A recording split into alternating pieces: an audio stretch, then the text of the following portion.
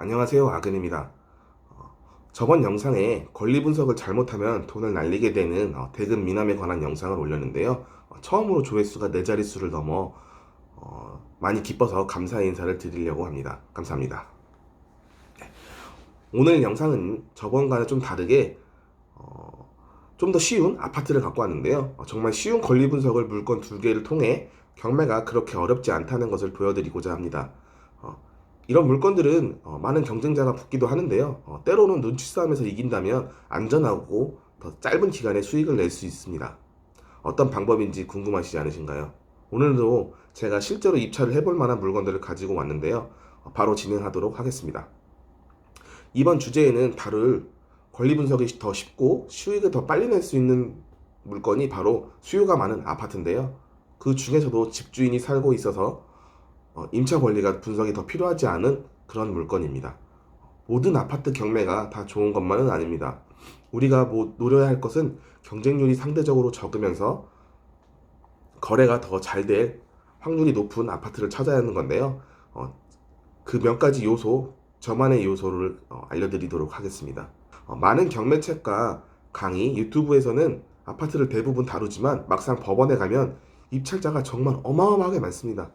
5명부터 최대 63명까지 붙어본 물건을 저는 본 적이 있는데요. 이런 물건들은 낙찰 받는다고 해도 사실상 금매를 사는 것이 더 나았을 정도로 싸게 낙찰을 받지는 못합니다. 그래서 저는 4가지 요소를 항상 보고 골라내는데요. 첫 번째, 500세대 이상의 대단지일 것. 두 번째, 학교와 가까운 아파트 단지일 것, 특히 초등학교입니다. 세 번째, 매월 실거래가 일어나는 곳. 매월 전세, 매매, 월세 등이 일어나는 곳이어야 되고요. 네 번째로 조회수가 낮은 곳입니다. 이렇게 4가지를 중점적으로 보고 최소한 2가지 이상은 맞아야 제가 달력에 표시를 해놓고 관심 리스트로 갖게 됩니다. 오늘 다룰 물건은 둘 다 안성시에 있는 아파트들인데요. 왜 하필 안성이냐고 생각하실 수도 있겠지만 설명을 다 들어보시면 아시게 될 겁니다.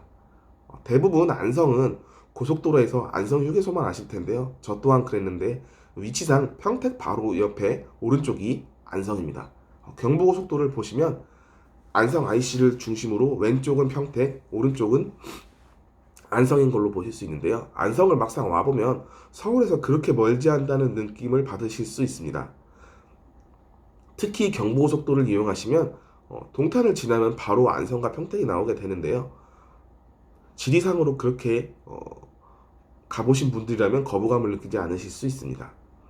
첫 번째 물건으로는 2024 타경 42216입니다. 네, 제가 독감을 한번 걸렸어가지고 코맹맹이 하는 소리가 나도 양해 부탁드립니다. 2월 25일 2회차 입찰을 하는 경매인이 영상을 한번 보시면 더 좋겠습니다. 안성시 대덕면 신령리 820에 위치한 안성 롯데캐슬인데요. 2320세대의 아파트 단지입니다. 2016년에 준공해서 아직 9년 차이므로 준신축이라고 볼 수 있는데요. 또한 아파트 단지 입구에서 작은 도로, 왕복 2차선인 작은 도로를 지나면 바로 초등학교가 있는 걸 확인하실 수 있습니다. 근데 사실 이 도로는 초등학교와 롯데캐슬을 위한 도로라고 봐도 무방할 정도로 통행량이 많지 않고 도로도 끝이 끊겨 있습니다. 위치는 안성 공도와 안성 시내 사이에 있는 외딴선처럼 보이지만 네이버 부동산을 통해 보시면 매월 실거래가 일어나는 것을 볼 수 있는데요. 신혼부부나 이제 아이들이 있는 가정들이 많이 찾으시는 걸 볼 수가 있습니다. 이 안성 롯데캐슬은 제가 말씀드린 4가지 조건 중 3가지가 다 부합하시는 것을 보실 수 있는데요. 그렇다면 이제 입찰 리스트에 관심 종목에 넣음으로 동시에 경쟁자들을 유추해보는 조회수를 봐야 합니다. 법원 경매 사이트 외에도 많은 무료 경매 사이트가 있어서 내가 보는 유료 사이트의 조회수로는 정확하게 유추할 수는 없지만 사람이라는 게 다 어디 가서든지 조회수가 비슷하게 나올 확률이 높습니다. 그래서 저는 대략 100 이하일 때 경쟁자가 적다는 것을 경험으로 알게 되었는데요. 100 이하면 경쟁자가 많이 적은 것이고 150 이하는 해볼 만한 것이고 180 이상부터는 내가 낙찰을 받기 쉽지 않겠다라고 생각하시면 좋을 것 같습니다. 지지 옥션을 기반으로 조회수가 2자릿수인 79회이니 경쟁자가 적을 거라 저는 기대를 해보겠습니다. 현재 많은 경매 참여자들이 수도권을 집중적으로 보고 있고 안성 정도의 도시도 외면을 받고 있는 상황이래 가능한 조회수라고 할 수 있는데요. 예전 2, 3년 전에 안성 공도가 분양으로 뜨거울 때는 이런 조회수는 안 나왔겠죠. 그만큼 지금 부동산 시장의 분위기를 알 수가 있습니다. 이 물건의 권리 분석을 잠시 하자면 74 타입의 평수로는 30평형인데요. 제가 항상 강조를 했던 매각 물건 명세서를 보면 임차인은 없고 소유주가 직접 거주를 하는 물건이고, 말소 기준 등기 기준으로 경매를 신청한 한국자산관리공사 한 곳만 있으므로 낙찰을 받으면 깔끔하게 소유권이 이전되는 아주 쉬운 물건입니다. 네이버 부동산에 가보시면 이 아파트에 대한 수요를 확인할 수가 있는데요. 이렇게 타입이 여러 개면 보통 A 타입이 제일 선호하고 세대수가 많은 타입일 수 있으므로 A 타입을 먼저 보겠습니다. 8일은 5구형, 즉 24평인데요. 보시면 이런 부동산 시장에서도 꾸준히 매월 한 건 이상 거래되는 걸 확인할 수 있습니다. 전세는 매매보다 살짝 더 많이 거래되고 있는데요.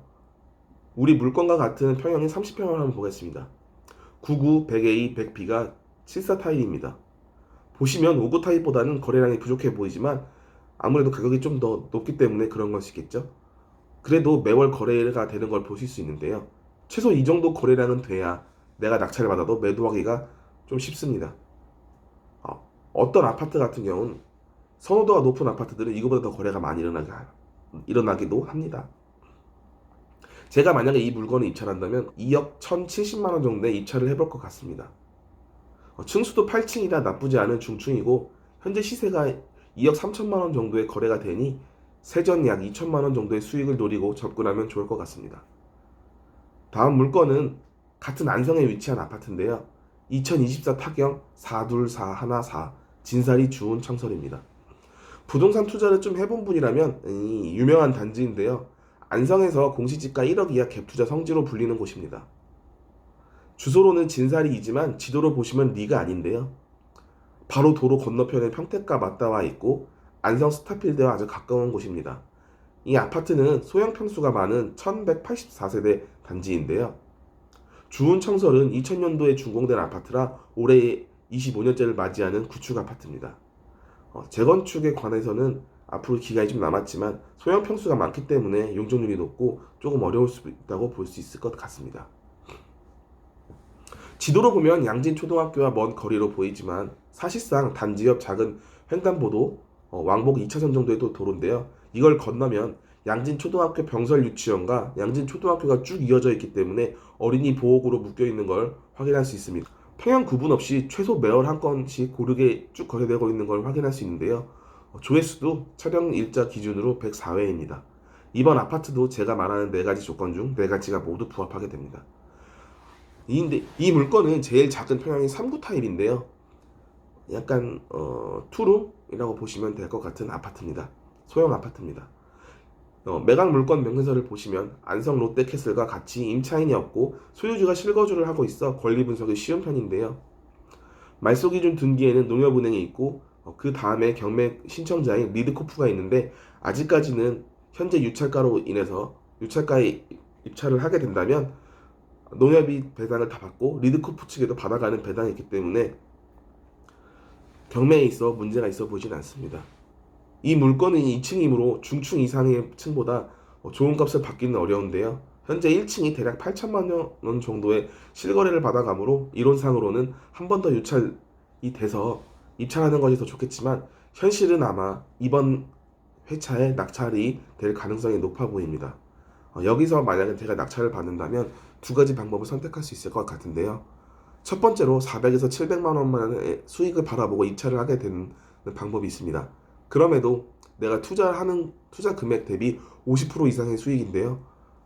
경매 입찰금 10%와 잔금 10%에 부족한 나머지 10%, 그러니까 총 20% 정도를 제가 투자를 하고 낙찰을 받아서 3,400만 원 정도의 리모델링을 진행하고 전세를 8천만 원에 형성해서 전세를 투자를 놓고 투자금을 회수하는 방법도 있을 것 같습니다.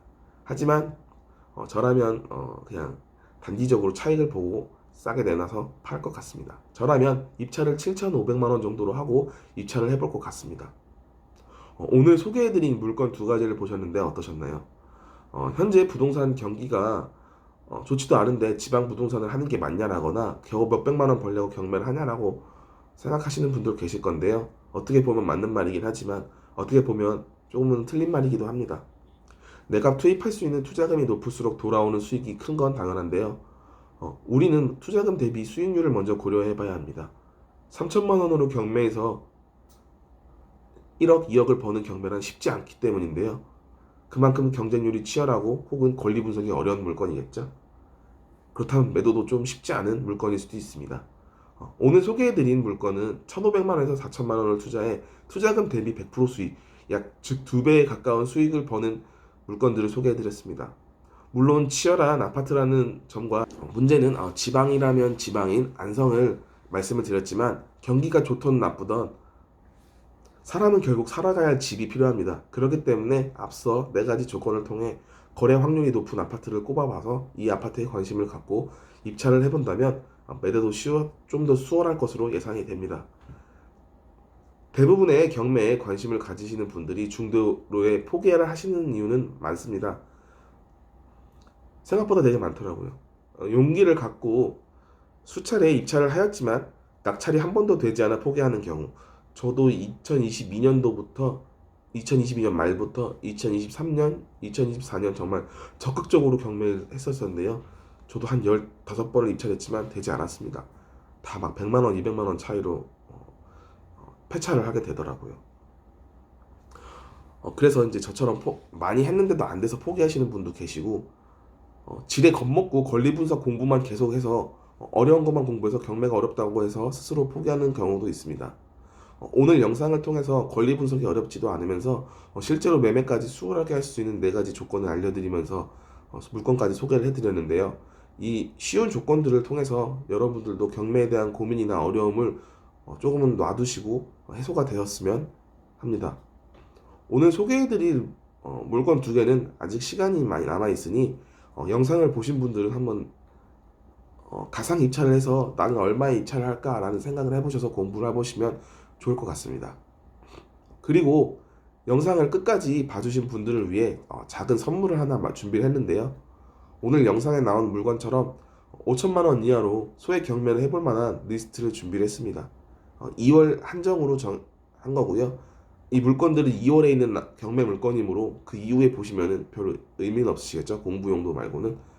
PDF로는 한 장짜리고요. 아래 고정 댓글에 링크를 걸어 두었으니 간단하게 이메일을 남겨주시면 제가 2월 9일 날 일괄적으로 보내드리도록 하겠습니다. 실제로 공부를 하고 있는 분이거나 가상 입찰을 한번 해보시려고 하시는 분들에게는 도움이 되고 공부가 되실 거라 생각을 합니다. 여러분들의 성공적인 경매와 부동산 투자를 응원하는 아금이었습니다. 감사합니다.